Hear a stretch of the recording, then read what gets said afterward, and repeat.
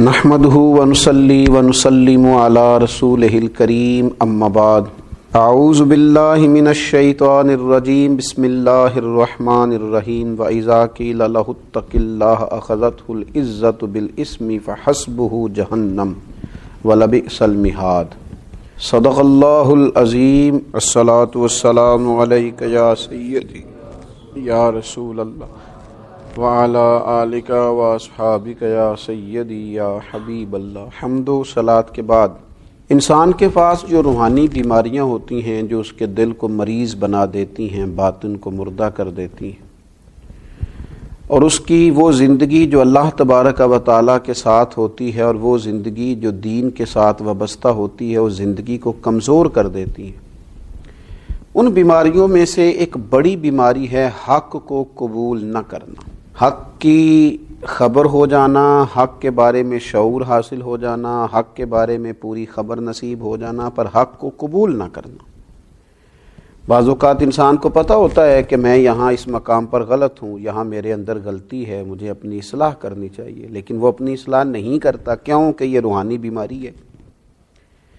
وہ اس روحانی مرض کا شکار ہو چکا ہے کہ وہ اپنے حق میں بھی اس بات کو تسلیم کرنے کو تیار نہیں ہے کہ یہاں میں کمزور ہوں، اور یہ جو مجھے سمجھایا جا رہا ہے، یہ جو مجھے کہا جا رہا ہے، یہ جو مجھے نصیحت کی جا رہی ہے، یہ جو میری تربیت کی جا رہی ہے، اس کی مجھے ضرورت ہے۔ قرآن مجید ارشاد فرماتا ہے وَإِذَا قِيلَ لَهُ اتَّقِ اللَّهَ أَخَذَتْهُ الْعِزَّةُ بِالْإِثْمِ، فرمایا جب ان سے کہا جائے اللہ تبارک و تعالیٰ سے ڈر، تو اس کا وقار مزید گناہ پر اسے اکساتا ہے۔ مجھے ہی کہہ دیا ہے، وہ اپنی عزت کو پکڑ لیتا ہے کہ میری عزت پر ہاتھ ڈالا ہے، مجھے کہا ہے اللہ سے ڈر۔ رب فرماتا ہے فحسبہ جہنم، ایسے شخص کے لیے جہنم کافی ہے، وَلَبِئْسَ الْمِہَادُ، اور وہ بہت برا ٹھکانہ ہے۔ اسے کہا جا رہا ہے اللہ سے ڈر، اور اس کی یہ حالت ہو گئی ہے کہ اس کا وقار اسے، اس کی عزت اسے مزید گناہ پر اکساتی ہے کہ اچھا مجھے کہا ہے تو اب میں اور کروں گا۔ قبولیت حق کے معاملے میں جو انسانی رویے ہیں، ایک رویہ تو ان لوگوں کا ہے کہ جن کے پاس حق آتا ہے، انہیں سمجھ آ جاتی ہے کہ میں یہ بات درست ہے، مجھے اسے قبول کر لینی چاہیے، لیکن وہ اپنی ناحق بات کو حق بنانا شروع کر دیتے، حق کے مقابلے میں کھڑا ہونا شروع ہو جاتے، وہ حق کے مقابلے میں دلائل دینے شروع کر دیتے ہیں، وہ نئی سے نئی داستان سرائی کرتے ہیں، نئی سے نئی باتوں کا نیا سے نیا مطلب نکالتے ہیں، حق کو قبول کرنے کو تیار نہیں ہوتے۔ آپ دیکھیے اہل یہود کا یہ طریقہ رہا۔ قرآن مجید کہتا ہے محبوب یعرفونہ کما یعرفون ابناءہم، یہ تو آپ کو اس طرح جانتے ہیں یہود کے علماء جس طرح انسان اپنے بیٹے کو جانتا ہے، لیکن کیا کرتے ہیں؟ حق کو باطل سے ملا دیتے ہیں، باطل کو حق سے ملا دیتے ہیں، حق کو چھپا دیتے ہیں۔ اللہ نے کہا وَلَا تَلْبِسُوا الْحَقَّ بِالْبَاطِلِ وَتَكْتُمُوا الْحَقَّ وَأَنْتُمْ تَعْلَمُونَ، حق کو باطل سے نہ ملاؤ اور حق کو نہ چھپاؤ، اور اے اہل یہود، اے یہود کے علماء، تم جانتے ہو میرے رسول صلی اللہ تعالی علیہ وسلم حق لے کے تشریف لائے، لیکن لوگ حق کی پوری معرفت ہونے کے باوجود انہوں نے حق کو جھٹلایا معاذ اللہ۔ اور ایک دوسرا طبقہ ہوتا ہے جو حق کو مان تو جاتا ہے کہ یہ حق ہے، انہیں سمجھ آ جاتی ہے، لیکن وہ کہتے ہیں ابھی ٹائم نہیں ہے، ابھی حالات نہیں ہیں، ابھی میں کیسے ساتھ چلوں گا، اور اگر چلوں گا تو پھر کیا بنے گا۔ پھر دیکھیں بات تو آپ کی ٹھیک ہے، یہ وتیرہ رہا قریش مکہ کا، یہ انداز رہا قریش مکہ کا۔ ابو جہل کہتا تھا جو فرماتے ہیں حق فرماتے ہیں، کہتے تھے ابو لہب کا جو کہتے ہیں حق کہتے ہیں، لیکن جب ان سے کہا جاتا تھا جب حق تم پر پہنچ گیا ہے اور حق تم پر واضح ہو گیا ہے، پھر تم اسے قبول کیوں نہیں کرتے؟ تو وہ کہتے تھے اگر قبول کر لیں گے تو ہماری چودراہٹ کا کیا بنے گا، اگر ہم انہیں قبول کر لیں گے تو وہ جو سرداریاں ہم نے قائم کر رکھی ہیں، وہ جو جھوٹی انا کے بت ہم نے بنا رکھے ہیں، ان کا کیا بنے گا؟ اپنی اس جھوٹی سرداری کو بچانے کے لیے دوزخ کا ایندھن بن گئے، ساری زندگی کے لیے لعنت کی علامت بن گئے، تاریخ میں مثال بن گئے ان لوگوں کی کہ جن کے پاس حق پوری طرح آیا، اور مقدر سکندر کا دیکھو پیاسے چلے جا رہے ہیں کنارے کنارے، رحمت کا دریا بہہ رہا تھا، تشنا رہ گئے، پیاسے رہ گئے۔ اور ایک ان لوگوں کا بھی طریقہ ہے کہ حق ان کے پاس آیا ہے، اور جب آیا ہے تو پھر انہوں نے اپنی سرداریاں، اپنی دولتیں، اپنی قبیلے، اپنی برادریاں کچھ نہیں دیکھا،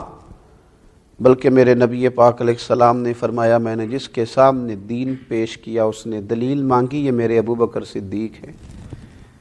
میں نے ان کے سامنے دین پیش کیا ہے، دلیل ہی نہیں مانگی، فوراً ہی کلمہ پڑھ کے مسلمان ہو گئے۔ جیسے ہی ضمیر کی آنکھیں کھل گئیں کہ حضور سچ فرماتے، فوراً قبول کیا۔ حضرت عثمان غنی رضی اللہ تعالیٰ عنہ اس قبیلے سے تعلق رکھتے ہیں جو قبیلہ اس زمانے میں اپنی الگ وزاداری رکھتا ہے، اپنے معاملات رکھتا ہے۔ حضرت عثمان غنی مالدار ہیں، اللہ تعالیٰ نے نوازا ہے، لیکن سیدنا عثمان غنی رضی اللہ تعالیٰ عنہ کے مزاج کی حق پرستی، انہوں نے نہ اپنے قبیلے سے مشورہ کیا، نہ انہوں نے اپنی سرداری دیکھی، نہ دولت، نہ کچھ، جو ان کے پاس تھا اس سب کو چھوڑا اور سیدھا دروازہ رسول پہ آ کے غلامی رسول کو اختیار کیا، حق کو فوراً قبول کیا۔ یہ اہل حق کا وتیرہ ہے کہ جب ان تک حق آئے پھر کوئی خول بھی ان کے پاس ہو وہ اسے کھول دیتے ہیں، نہ برادری کا بت سامنے آتا ہے، نہ دولت کا بت سامنے آتا ہے، نہ علم کا بت سامنے آتا ہے۔ انہوں نے فوراً ساری چیزوں کو چھوڑا اور کلمہ پڑھا اور مسلمان ہو گئے۔ پھر اللہ نے انہیں اعزاز بھی دیا، پھر میرے محبوب پاک نے اپنی 2 شہزادیوں کا نکاح یکے بعد دیگرے ان کے ساتھ کیا، پھر نور کی سرکار سے پایا دوشالہ نور کا، ہو مبارک تم کو ذوالنورین جوڑا نور کا۔ دیکھیے نا، حضرت عبداللہ ابن سلام رضی اللہ تعالیٰ عنہ یہودیوں کے بڑے عالم ہیں، شاگرد رکھتے ہیں، حلقہ احباب رکھتے ہیں، لیکن جب وہ نبی پاک صلی اللہ تعالیٰ علیہ وسلم کی زیارت کے لیے آتے ہیں، چہرہ نور دیکھتے ہیں، چند کلمات سنتے ہیں، حق ان پر واضح ہو جاتا ہے، تو پھر انہوں نے سارا کچھ چھوڑا ہے اور رسول پاک کا کلمہ پڑھا ہے۔ اپنی زندگی جھوٹی تسلیوں میں نہ گزاریں، حق کو قبول نہ کرنا یہ روحانی مرض ہے۔ حق پرست بنیں، گروہ پرست نہ بنیں۔ اپنی زندگی کے اندر حق جب مل جائے، جب سمجھ آ جائے کہ فلاں چیز ٹھیک ہے، پھر اسے قبول کریں۔ اگر ہم غلطی پہ ہوں، ہمارے اندر کوئی کمزوری بھی ہو، کوئی کوتاہی بھی ہو، تو پھر بھی قبول حق کا رویہ اور قبول حق کا مزاج پیدا کریں۔ حضرت عمر فاروق رضی اللہ تعالیٰ عنہ ایک مسئلہ بیان کرتے ہیں، ایک خاتون اٹھ جاتی ہے، وہ کہتی ہے جناب عمر سے کہ آپ نے یہ مسئلہ اس طرح بیان کیا ہے اور قرآن پاک نے تو ہمیں اس طرح کر کے اس کی اجازت دی ہے۔ تو دیکھیے نا حضرت فاروق کا حوصلہ، دیکھیے نا حق قبول کرنے کا حوصلہ، وہ سیدنا فاروق اعظم جن کی زبان پر اللہ نے حق جاری کیا ہے۔ دیکھیے ہماری تعلیم کے لیے صحابہ کرام کیسے کیسے انمول موتی جاری کرتے ہیں۔ جب اس خاتون نے کہا حضرت عمر سے کہ آپ یہ فرما رہے ہیں، کتاب و سنت تو یہ درس دیتی ہے، تو جناب عمر کا حق قبول کرنے کا حوصلہ، اتنا بڑا آدمی، اتنا بڑا آدمی کہ شیطان جس کو دیکھ کے رستہ بدل جائے، رسول پاک علیہ السلام جس سے پیار کرے، امت جس کا نام لے لے کے جیے، وہ عمر حق قبول کرتے ہیں تو اعلان کس طرح کرتے ہیں؟ فرماتے ہیں لوگوں سنو، ایک عورت نے ٹھیک کہا ہے اور ایک مرد نے خطا کی، اس مسئلے میں یہ خاتون حق پہ ہے، میں اس حق کو قبول کرتا ہوں، اپنی رائے سے رجوع کرتا ہوں۔ اللہ کرے یہ نصیب ہو جائے، اللہ کرے اس کی توفیق حاصل ہو جائے، اللہ کرے یہ چلن ہمارے درمیان عام ہو جائے۔ تو جب حق ملے اسے قبول نہ کرنا یہ روحانی مرض ہے، اور حق ملے تو اسے قبول کر لینا یہ خدا کا فضل ہے، یہ اس کی رحمت ہے۔ اللہ قبولیت حق کا جذبہ نصیب فرمائے۔ وما علینا الا البلاغ۔